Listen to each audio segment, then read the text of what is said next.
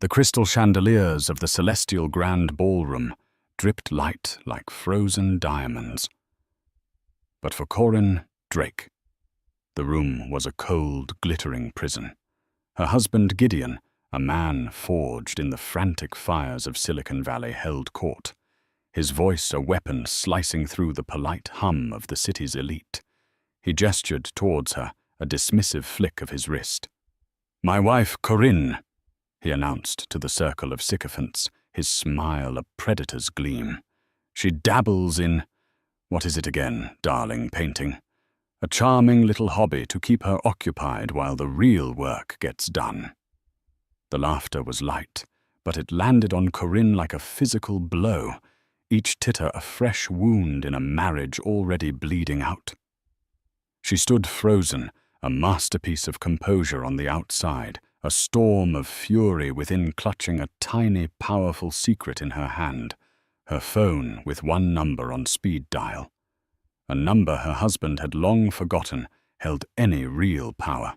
The Drake penthouse on the 72nd floor of the Olympian Tower was less a home and more a monument to Gideon's ego.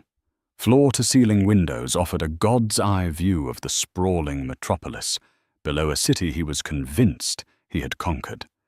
Every surface was polished marble or gleaming chrome.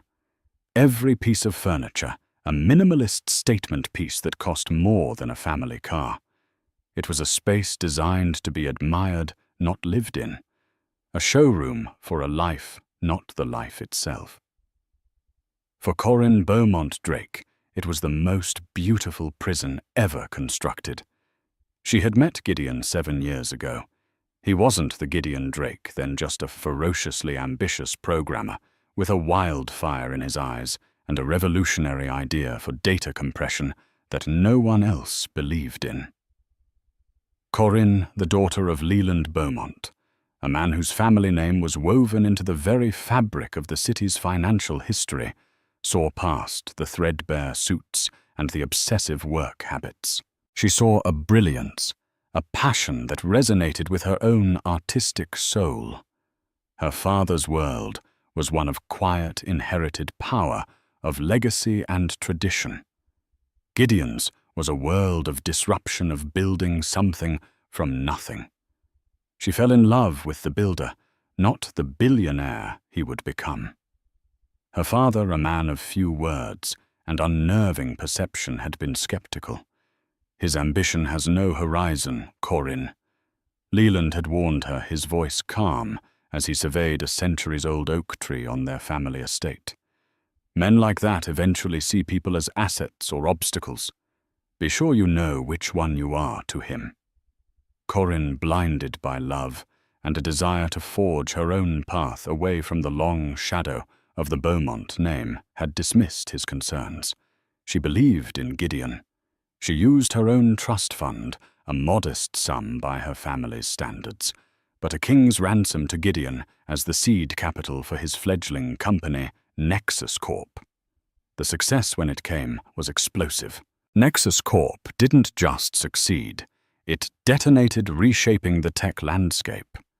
Gideon went from a hungry innovator to a titan of industry in less than 3 years. The wildfire in his eyes became an inferno of arrogance. The man who had once cherished her belief in him now saw her as a relic of his past, a stepping stone he had already crossed. Their life became a carefully curated performance. He dressed her in designer clothes, not to make her feel beautiful, but to ensure she reflected his status. He encouraged her painting, not because he valued her talent, but because patron of the arts was a good look for a tech billionaire. He called her Corrie in private, a name he hadn't used in years, and his voice was always laced with a weary condescension, as if her very presence was a tedious obligation. This evening was the annual Zenith Gala, the pinnacle of the city's social calendar, held at the Celestial Grand, a hotel so exclusive that its name was spoken in hushed, reverent tones. This year the gala was honoring Gideon as Innovator of the Decade. For him it was a coronation. For Corinne It was another night on parade. She stood before the full-length mirror in their dressing room, a cavern of white marble and rose gold. The gown Gideon's stylist had chosen for her was a column of shimmering silver fabric by a designer she'd never heard of, probably some obscure European artist Gideon had discovered. It was stunning, but it felt like a costume. Cold, impersonal. "Is that what you're wearing?" Gideon's voice cut through her thoughts. He strode in already in his custom-tailored tuxedo, adjusting his onyx cufflinks. He didn't look at her, but at her reflection, his eyes scanning the dress with the critical gaze of a collector, inspecting an acquisition. "Your stylist sent it over this morning," she replied, her voice neutral. "It's fine," he conceded, which was his version of a crushing insult. "A bit safe. I thought I told Antoine to pick something that made a statement." He finally met her eyes in the mirror. "You look tired, Corinne. Are you sleeping enough? You need to look sharp tonight. All eyes will be on us." On you, she thought. All eyes would be on him. She was just the elegant accessory on his arm. "I'm fine, Gideon." "Good. Now remember tonight when people like Councilman Roberts or Genevieve Atherton ask you about your work, try to talk about the charity board, the one I put you on, the Children's Literacy Foundation. It sounds better than the painting. The art world is for hobbyists and failures. We're in the business of changing the world, not just decorating it." The familiar sting of his words was dulled by repetition. She had once tried to explain to him what painting meant to her, the way she could lose herself in color, and form the way she could express the emotions that were trapped inside this polished cage. He had listened with a patient smile, the same smile he gave to a child explaining a fantasy game, before telling her it was a lovely way to pass the time. He walked up behind her, his hands landing on her shoulders. They were cold even through the fabric of her gown. "Just smile, look beautiful, and let me do the talking. That's all I need from you tonight," he murmured into her ear, his breath smelling of expensive scotch. It wasn't a request. It was a command. As he walked away, Corinne's gaze fell on her own phone, lying on the marble vanity. She picked it up, her thumb hovering over her father's contact photo.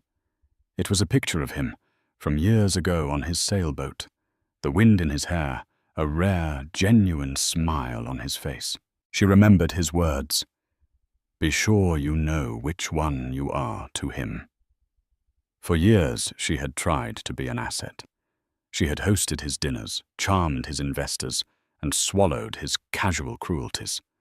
But tonight, something felt different. The exhaustion wasn't just physical. It was soul deep. She was tired of being an obstacle to her own happiness, an obstacle he simply managed.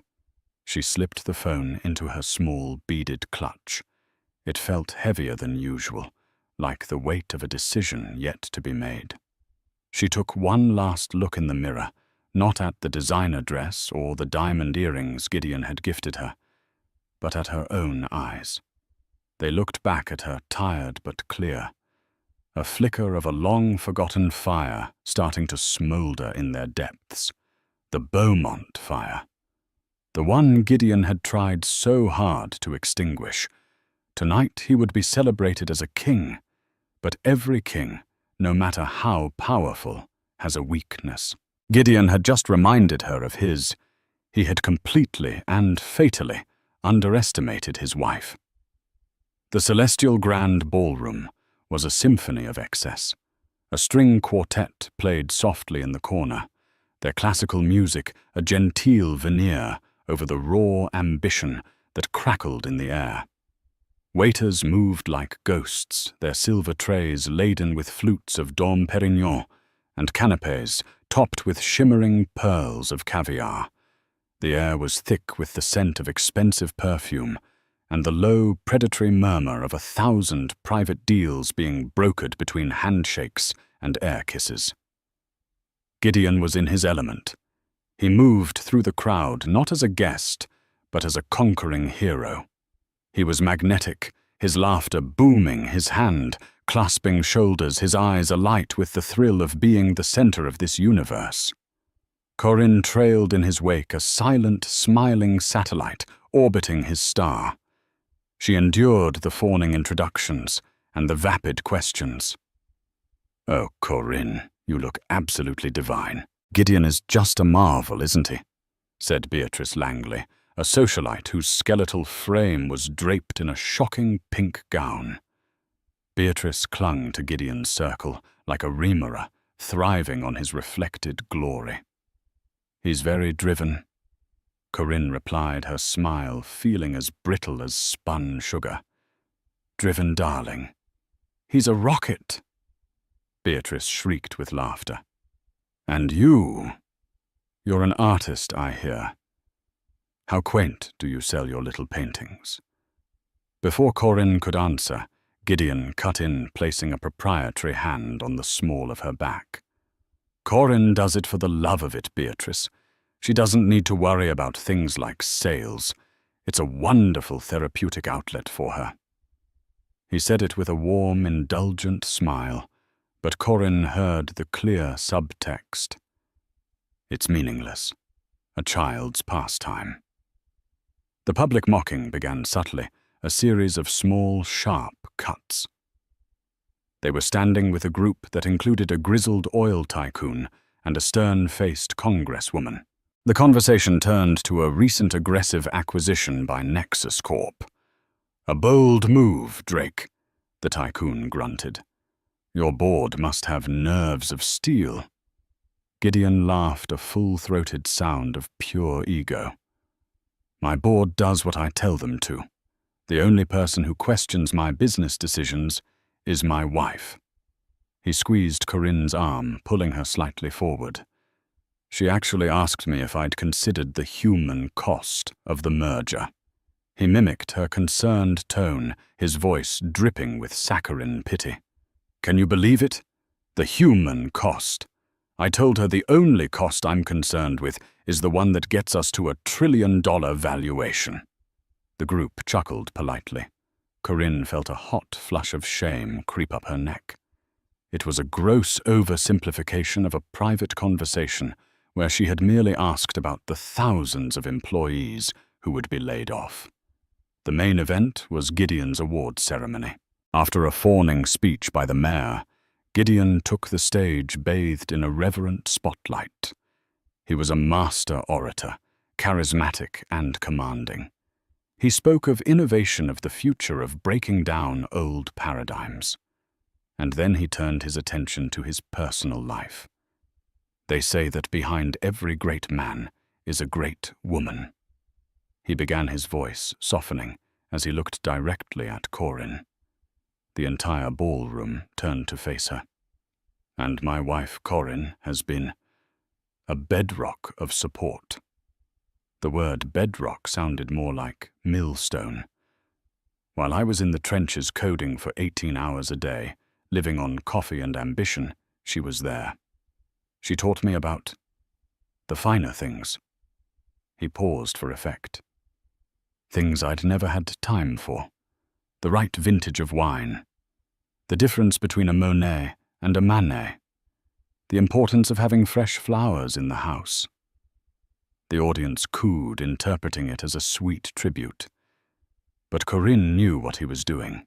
He was painting her as a decorative, frivolous creature of leisure, a stark contrast to his rugged, self-made genius. He was erasing her contribution, the seed money, the early belief, the emotional support, and recasting her as part of the old world baggage he had to carry. But the final, deepest cut came later. They were gathered in a smaller, more intimate circle near the grand terrace. Gideon was holding his heavy crystal award, spinning it in his hands. Beatrice Langley, ever the sycophant, was gushing.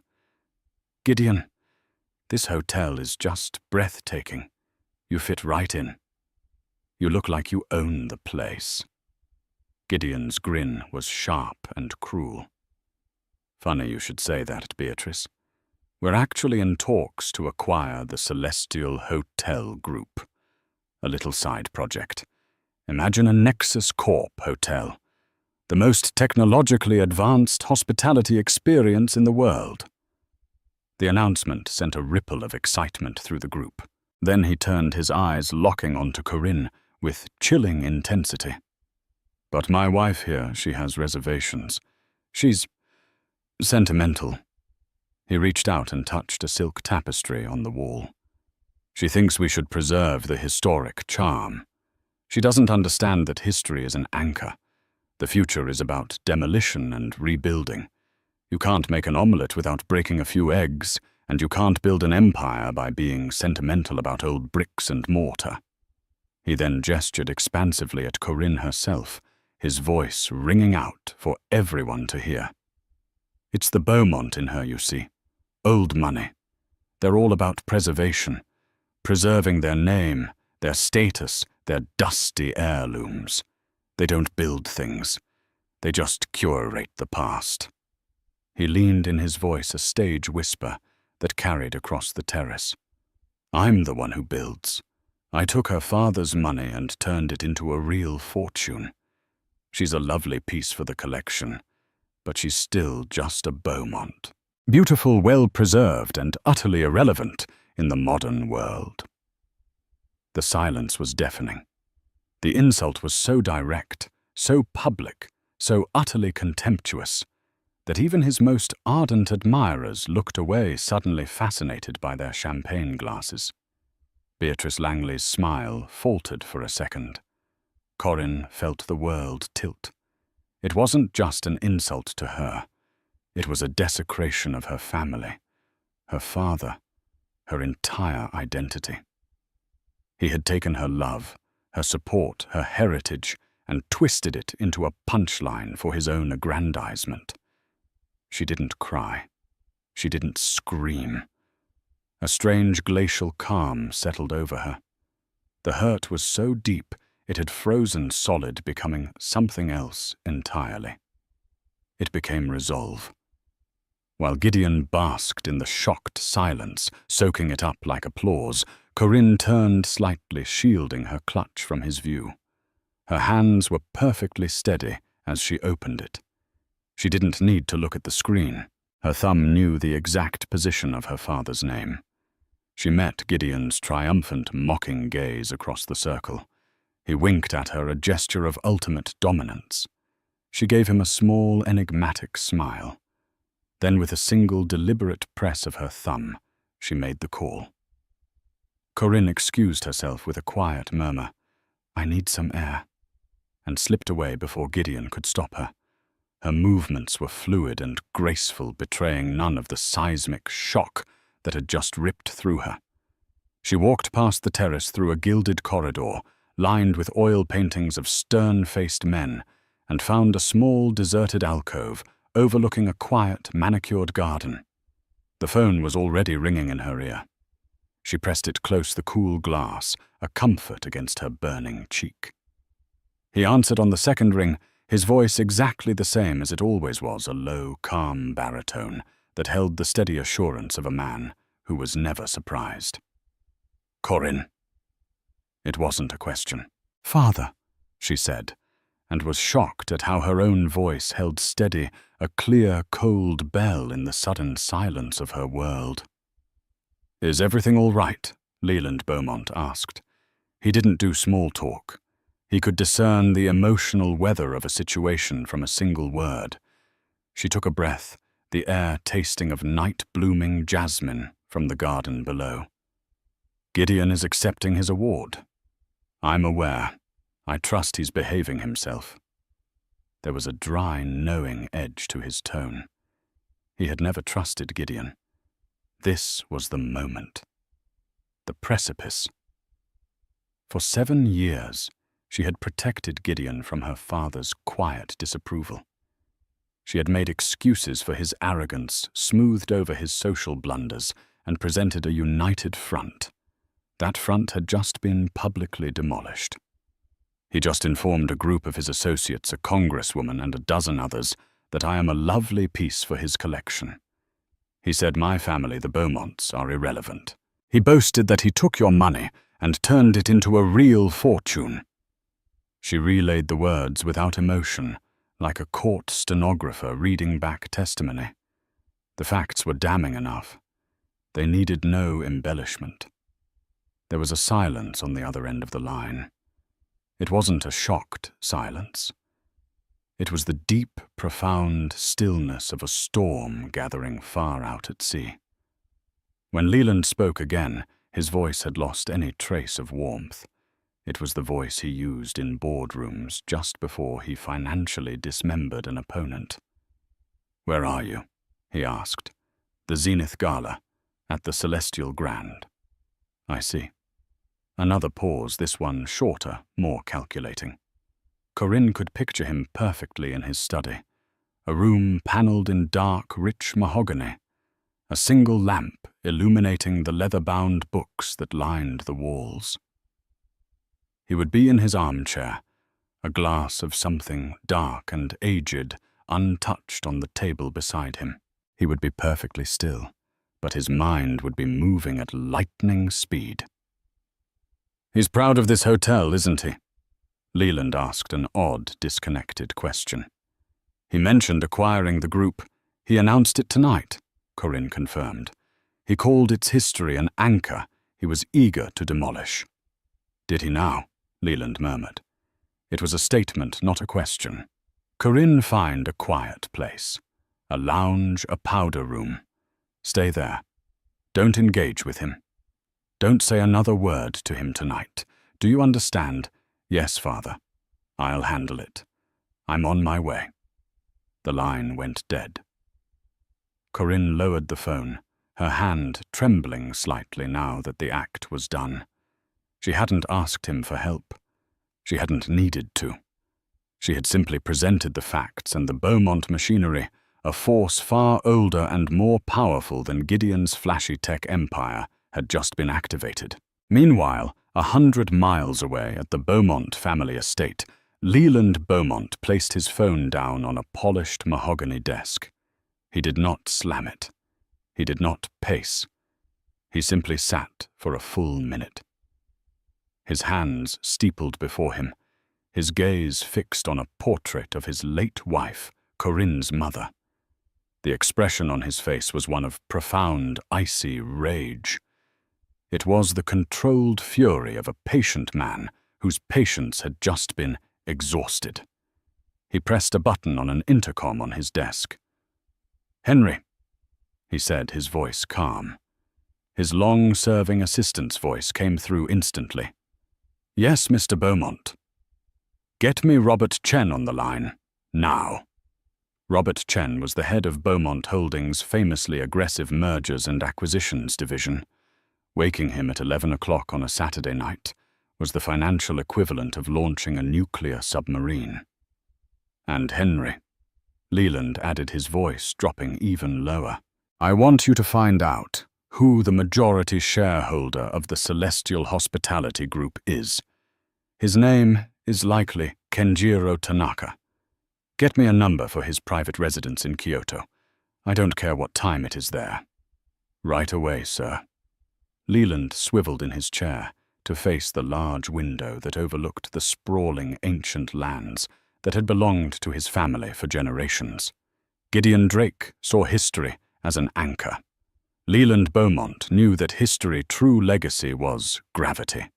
It was the immense, unseen force that held the world in place, that dictated the orbits of flashy, temporary stars. Gideon had made two fatal errors.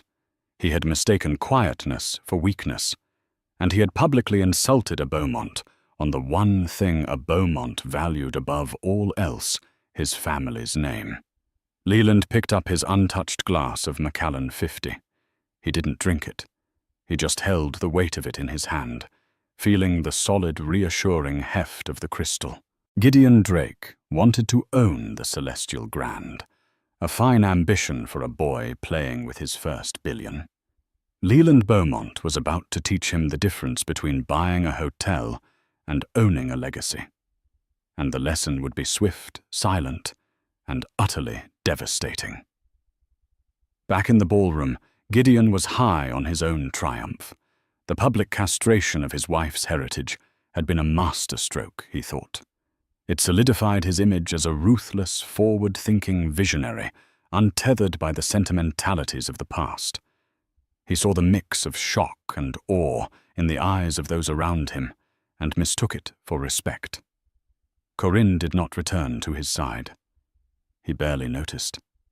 Let her go sulk in the powder room, he thought. It was where she belonged. He was busy accepting congratulations for his speech, his award, his sheer audacity. The first ripple was almost imperceptible. A junior manager of the Celestial Grand, a nervous young man named Paul, approached the hotel's general manager, Dubois, a man of impeccable Swiss hospitality training. "Sir," Paul whispered, his face pale, "I just received a Priority 1 alert from corporate. A full data lockdown, all forward booking systems, all financial projections. Everything is being firewalled to an external server. It says the directive is owner level." Mr. Dubois frowned, his perfectly placid demeanor ruffled for the first time in a decade. "Owner level Mr. Tanaka is in Japan. He never gets involved in operational data." "That's just it, sir. The authorization code isn't his." Before Dubois could respond, his personal phone vibrated with an encrypted message. He glanced at the screen. It was from the chief financial officer of the entire Celestial Hospitality Group. The message contained only 3 words: "Cooperate fully. Await instructions." Dubois looked across the ballroom, his professional gaze scanning the crowd. What in God's name was happening? His eyes fell on Gideon. Drake, preening with his award, and a knot of dread tightened in his stomach. Drake had been sniffing around for a hostile takeover for weeks. Had he managed to pull it off? In the middle of the gala. The sheer arrogance of it was staggering. The second ripple was digital. A young hedge fund manager loitering near the terrace and scrolling through his terminal on a company-issued device saw something that made him choke on his champagne. A block trade. A single monumental block trade of Celestial Hospitality Group CHG stock had just been executed on the after-hours market. The volume was so enormous it could only mean one thing: a controlling interest had just changed hands. The price per share was a full 30% above market value, a premium so high it was practically a declaration of war. He looked up from his phone, his eyes wide, and sought out his colleagues. "Did you see that CHG trade?" he hissed. "Someone just bought the whole damn company." The news spread through the financial contingent of the party like a virus. Whispers turned to murmurs. Phones were checked. The murmur grew louder. Who was the buyer? The assumption, fueled by Gideon's own boasts, was that it was him. It was a power move, an ostentatious display of force designed to coincide with his award. Gideon, oblivious, was laughing at a joke when his own chief financial officer, a perpetually harried man named Wes, pushed through the crowd to his side. "Gideon, we have a problem," Wes said, his voice low and urgent. "Not tonight, Wes," Gideon said dismissively, clapping a banker on the back. "Tonight we celebrate." "No, you don't understand. Someone just bought a 55% stake in Celestial. The deal just closed. It wasn't us. Our offer wasn't even on the table yet." Gideon's smile vanished.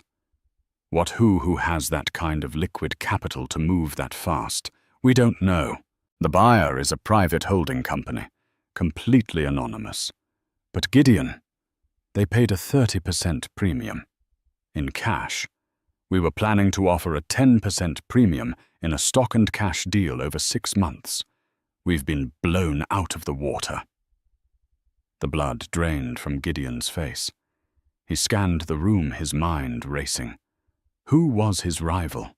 Who had the audacity to pull this off on his night? His eyes narrowed, searching for a smug face, a triumphant competitor. He saw nothing. The world was still celebrating him, but the ground beneath his feet had suddenly turned to quicksand. Then the final undeniable ripple arrived. Mr. Dubois, the general manager. His face a mask of professional neutrality, but his eyes filled with a dawning, horrified understanding approached the stage. He walked directly to the podium where the master of ceremonies was preparing to introduce the evening's musical guest. Dubois leaned in and whispered something. The MC's eyes widened. He tapped the microphone. Called, "Ladies and gentlemen, may I have your attention? Please?" His voice boomed, cutting through the rising chatter.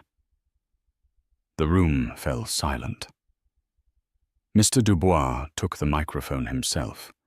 His hand was perfectly steady. "Ladies and gentlemen, on behalf of the staff and management of the Celestial Grand, I have a most unexpected announcement. As of 20 minutes ago, the Celestial Hospitality Group, including this hotel, has come under new ownership." A wave of gasps and excited murmurs swept the room. All eyes turned to Gideon Drake, who stood frozen, a statue of disbelief. This was it. His rival was about to reveal himself and humiliate him. Dubois continued, his voice clear and precise. "The new owner has expressed his deepest gratitude for you all attending the Zenith Gala this evening. However, he has also issued his first directive as proprietor." He paused, letting the tension build to an unbearable peak. "The gala is over. He has requested that all guests, with the exception of Mr.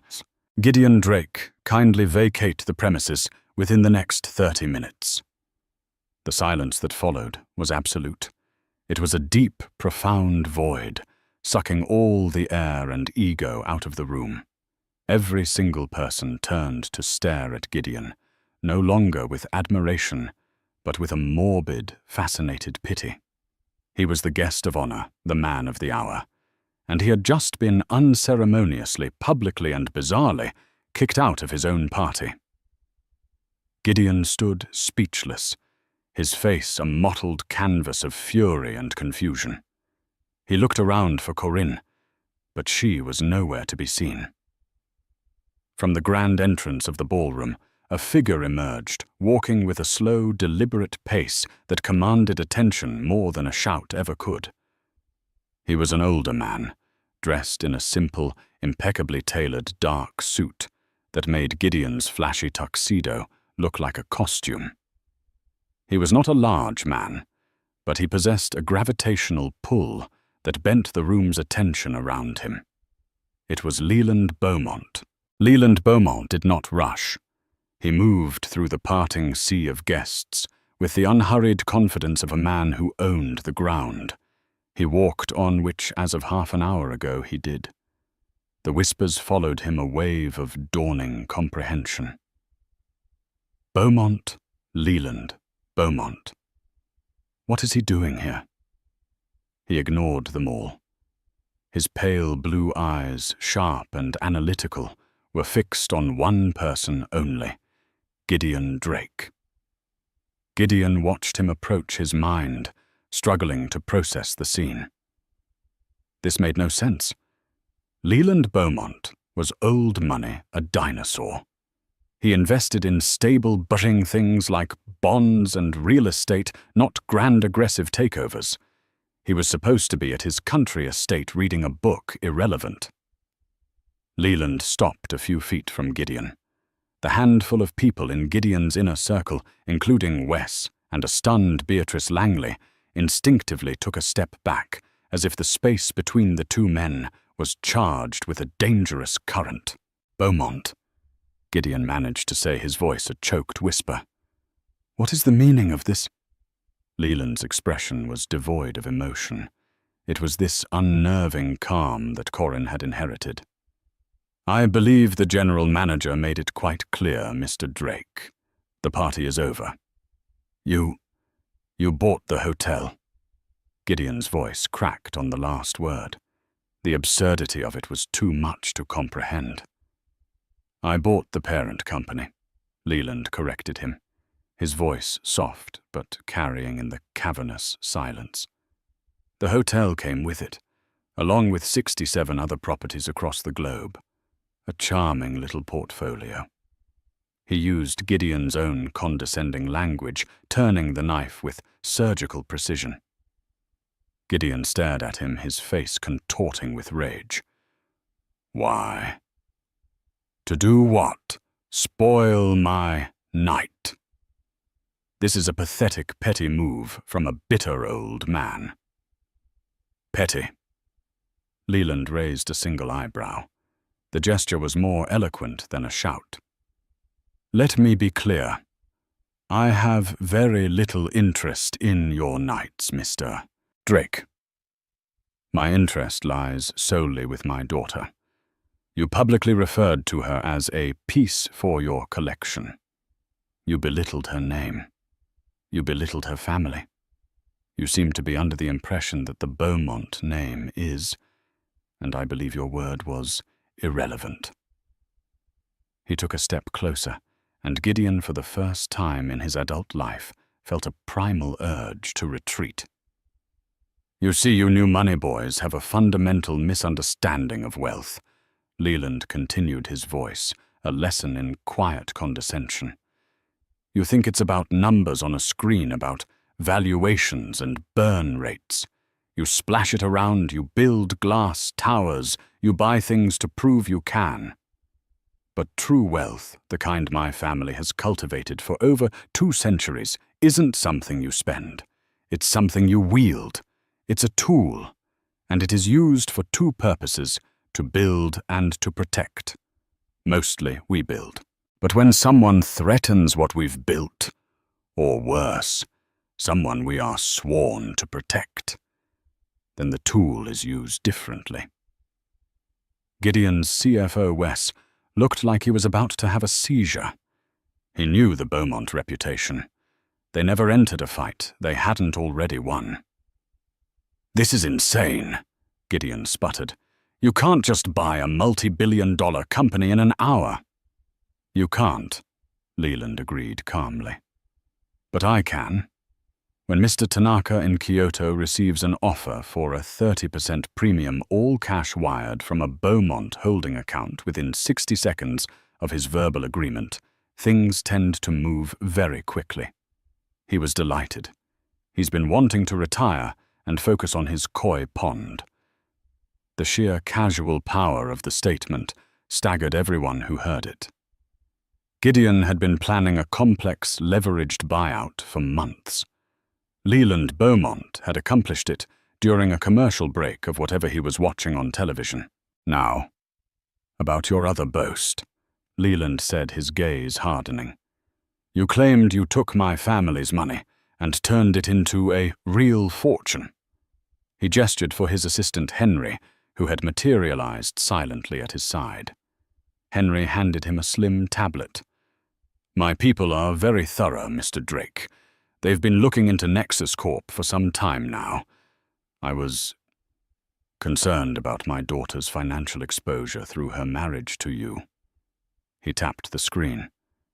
"It's a beautiful facade, a soaring stock price, glowing press. But it's built on a foundation of sand. You're over-leveraged. You've used Nexus stock as collateral for a series of incredibly risky side ventures, including your proposed bid for this hotel chain. And your last 2 quarterly reports. They're creative works of fiction. Your user growth is flat, your monetization is stalling, and your new flagship product is riddled with security flaws. You're not an empire builder. You're a gambler on a hot streak, and your luck is about to run out." Gideon went white as a sheet. Leland knew. He somehow knew everything. The moment the markets open in Tokyo on Monday, a full report on Nexus Corp's vulnerabilities compiled by my analysts will be accidentally leaked to the press. Leland stated not as a threat, but as a simple forecast like predicting rain. I imagine your stock price, the very thing propping up your entire house of cards, will have a rather dramatic correction. By Tuesday morning, your real fortune will be worth substantially less than the irrelevant seed money my daughter first gave you. Gideon looked around wildly, seeking an ally, a friendly face, but saw only a gallery of stunned, silent observers. Beatrice Langley was slowly backing away, her face a mask of horror, as if she was afraid of being caught in the blast radius. You can't," Gideon stammered, his bravado finally shattering, revealing the terrified, insecure man beneath. Leland's face was stone. "I can. I have. You built your empire on disruption. You boasted of demolishing the past. Consider this a lesson in history. History is not an anchor, Mr. Drake. It is a tidal wave. And you just tried to build your sand castle in its path." He slid the tablet back to his assistant. His gaze drifted past Gideon toward the alcove where he knew Corinne was waiting. His work here was almost done. "You are trespassing on my property, Mr. Drake. The security team will escort you out. I suggest you go quietly." Leland turned his back on the broken billionaire, the ultimate gesture of dismissal. The confrontation was over. The execution was scheduled for Monday morning. As Gideon stood paralyzed, his world imploding in the center of the grand ballroom, Corinne emerged from the alcove. She had heard everything. Her father had not raised his voice, had not used a single curse word, but he had systematically and completely dismantled the man who had tried to break her. She walked towards them, her silver dress catching the light, and for the first time all evening she felt like she was wearing armor, not a costume. Her posture was erect, her chin high. The quiet, accommodating wife was gone. In her place stood Corinne Beaumont. Gideon saw her approaching, and a desperate, pathetic flicker of hope lit his eyes. His wife. His asset. Surely she would fix this. "Corinne," he pleaded, his voice raspy. "Tell your father to stop. This is insane. It's a misunderstanding.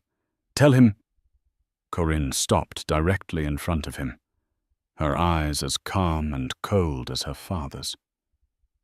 She looked at this man, the man she had once loved, the man who had just humiliated her in the most profound way possible, and she felt nothing but a distant pity. "There is no misunderstanding, Gideon," she said, her voice clear and strong, ringing with an authority he had never heard from her before. "He is doing this because you left him no choice. You left me no choice. But our life, everything we built," he stammered, gesturing around the opulent room, a room that was no longer his playground. "What did we build?"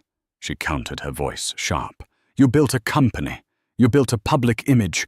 You built this cage of a life, and you expected me to sit in it and look pretty. You didn't build a marriage, Gideon. You acquired a wife." She reached into her clutch and pulled out not her phone, but a folded set of legal documents. She held them out to him. "What is this?" he asked, his hands trembling too much to take them. "This is the hobby you so charmingly dismiss," she said. "While you were busy changing the world, I was meeting with my own lawyers for the past 6 months. This is a petition for divorce, Gideon." The air left Gideon's lungs in a painful rush. This was a betrayal he couldn't even begin to process. "But that's not all," Corinne continued, her voice relentless. "You see, you made another fundamental miscalculation. You assumed my trust fund, the irrelevant Beaumont money, was our only asset in my name. You forgot about the original shares in Nexus Corp I received in exchange for my seed capital. The ones you insisted I keep in my maiden name for tax purposes in the early days." Wes, the CFO, let out a small, strangled gasp. He knew exactly which shares she was talking about. "According to the prenuptial agreement your own lawyers drafted," Corinne said, her memory of the document flawless. "Those shares are considered my separate premarital property. They represent 7% of Nexus Corp, a non-controlling but very, very significant stake." She let that sink in. Gideon stared at her, his face a mess of confusion and horror. "When the market opens on Monday," she said, echoing her father's chilling forecast, "and your house of cards begins to tremble, I will be selling my entire stake. All of it. A 7% block sale, announced pre-market from one of the company's original investors. It will be seen as a catastrophic vote of no confidence. It won't just start a panic, Gideon. It will be an avalanche." She was not just leaving him. She was not just being rescued by her father. She was taking control. She was delivering the killing blow herself. The quiet, artistic wife he had mocked and dismissed had just revealed herself to be the executioner. You planned this," he whispered, finally understanding the scope of his defeat. "No," Corinne said, and for the first time a flicker of genuine sadness crossed her face. "I hoped I would never have to do this. I kept hoping the man I married was still in there somewhere. But tonight, you made it perfectly clear he's gone. You didn't just insult me, Gideon. You freed me. You reminded me that I am not Corinne Drake, an accessory to a billionaire. I am Corinne Beaumont, and we protect our own." She let the documents fall from her hand. They fluttered to the plush carpet between them, a final damning testament to his failure. She turned to her father, who was watching her with an expression of immense, quiet pride.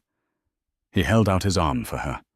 She took it, and together they turned and walked away, leaving Gideon Drake standing alone in the middle of the cavernous, empty ballroom, the soon-to-be dethroned king of a fallen kingdom, surrounded by the echoes of his own arrogance.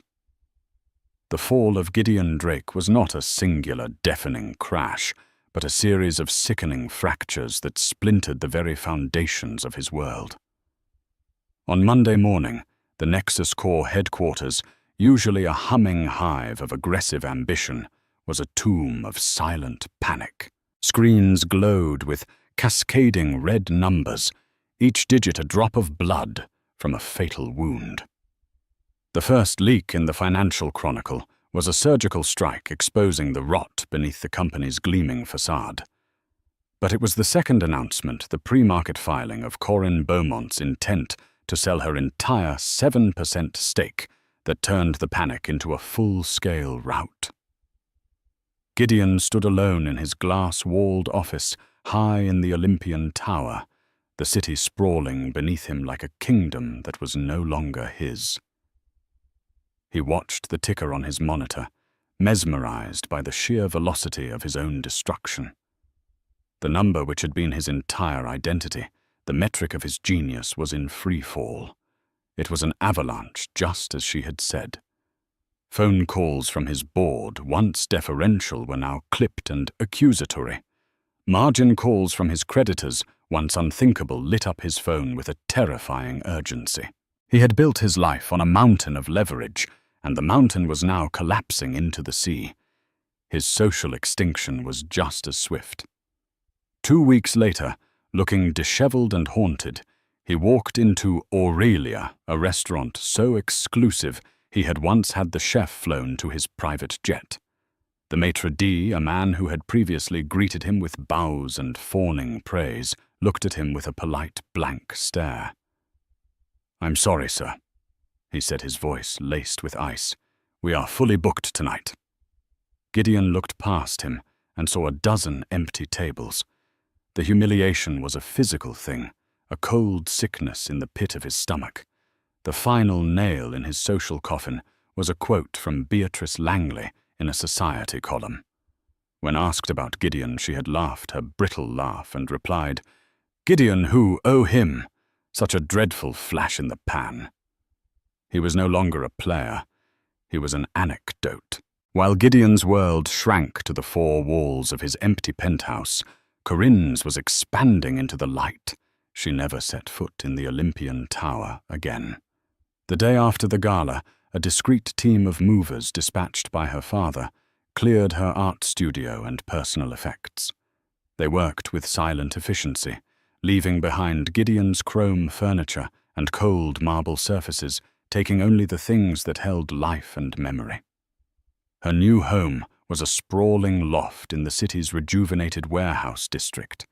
Where the penthouse had been a sterile showcase of glass and steel, the loft was a sanctuary of warm, brick-aged wooden beams and vast north-facing windows that flooded the space with a gentle, consistent light. For the first time in years, Corinne felt she could breathe. The air didn't smell of industrial-strength cleaner and Gideon's expensive cologne. It smelled of oil paint, turpentine, and the intoxicating perfume of freedom. For the first week, she didn't paint. She slept. She read. She walked through the vibrant, artistic neighborhood, a ghost of a woman slowly regaining her color. Then one morning, she stretched a massive, intimidatingly blank canvas. She stood before it for a long time. Then she began to work. It wasn't the careful, controlled painting of her past. It was a raw, physical act. She attacked the canvas using palette knives and bold, violent strokes. Colors bled into each other, the cold, metallic silver of her gala dress, the glittering false gold of the ballroom chandeliers, the deep, suffocating black of her marriage. It was all there, a storm of memory and emotion. The divorce was as quiet and clinical as a surgical procedure. Gideon, a ghost of the titan he had been, sat opposite her in a lawyer's conference room, flanked by a single overwhelmed attorney he could barely afford. He was diminished, his tailored suit hanging loosely on his frame. He did not meet her eyes. Corinne, poised and calm, signed the papers with a steady hand. She wanted nothing from their shared life. The sale of her Nexus shares, executed with perfect timing, had already secured her future. As she left the room, she felt a final faint pang of sorrow, not for the monster he had become, but for the brilliant, passionate man she had once loved, a man now buried forever under the rubble of his own ego. 6 months later, the Corinne Beaumont Gallery opened its doors. It was the antithesis of the Zenith Gala. The air buzzed with excited, authentic conversation. The crowd was a vibrant mix of paint-splattered students, shrewd critics, and people who genuinely loved art. Corinne, dressed in a simple but elegant deep blue dress, moved through the space, not as an ornament, but as its gravitational center. The undeniable heart of the exhibition was her own work, a single monumental canvas hanging on the far wall. It was titled simply, "The Celestial Grand." It was the storm she had unleashed in her first weeks of freedom. The canvas was a maelstrom of texture and color. Shards of metallic silver and gold leaf were embedded in thick black impasto, looking like the beautiful, dangerous debris of an explosion. But from the center, bursting through the darkness, came an unstoppable eruption of life. Streaks of cerulean blue, the color of her father's eyes, and the sea he loved. A fierce, defiant orange, the color of a sunrise. And a deep, resilient green, the color of new growth after a fire. It was a painting of utter demolition, but more than that, it was a masterpiece of rebirth. Leland Beaumont watched his daughter from a quiet corner. He saw her engage with a young art student, explaining the technique she had used to create the illusion of shattering glass. Her face was animated, her gestures passionate. She was not just inhabiting her life, she was creating it, curating it with the same focus and vision she applied to her gallery. He finally made his way through the crowd to her side. She turned, and the brilliant smile she gave him held all the warmth that had been missing for so long. "Father, I'm so glad you could make it." His eyes were on her painting. He studied it for a long moment, his gaze analytical, yet full of a deep, unspoken emotion. "You didn't just redecorate, Corinne," he said, his voice a low murmur just for her. "You rebuilt from the foundations up." "You gave me the blueprints," she replied softly, placing a hand on his arm. "You reminded me that a Beaumont foundation is made of stone, not sand." He looked from the painting back to her face, seeing not the tired, fragile woman from the gala, but the strong, formidable one who stood before him, now her own master. A rare, genuine smile touched his lips. "The foundation was always yours," he said. "You just had to remember where you put it." She raised her glass in a silent toast, her eyes shining under the gallery lights. Across the room, her painting blazed a testament not to an ending, but to a spectacular, hard-won, and beautiful new beginning. And there you have it. A story not just about revenge, but about reclamation. It's a powerful reminder that true strength isn't always loud and aggressive. Sometimes it's the quiet, underestimated force that waits for the perfect moment to reveal its power. Corinne Beaumont was dismissed as a hobbyist, a decorative piece, but she proved that heritage intelligence and a will of iron are a more formidable combination than any flashy tech fortune. Gideon Drake learned the hard way that when you mock the foundation, the entire building is destined to collapse. What do you think? Was Gideon's downfall deserved, or was Leland's move too extreme? Let me know your thoughts in the comments below. If you were moved by Corinne's journey to freedom and enjoy stories where the powerful get their ultimate comeuppance, please show your support by hitting that like button, sharing this video with someone who needs to see it, and subscribing to the channel for more dramatic tales. Your support is what allows me to keep bringing these stories to life. Thank you for listening.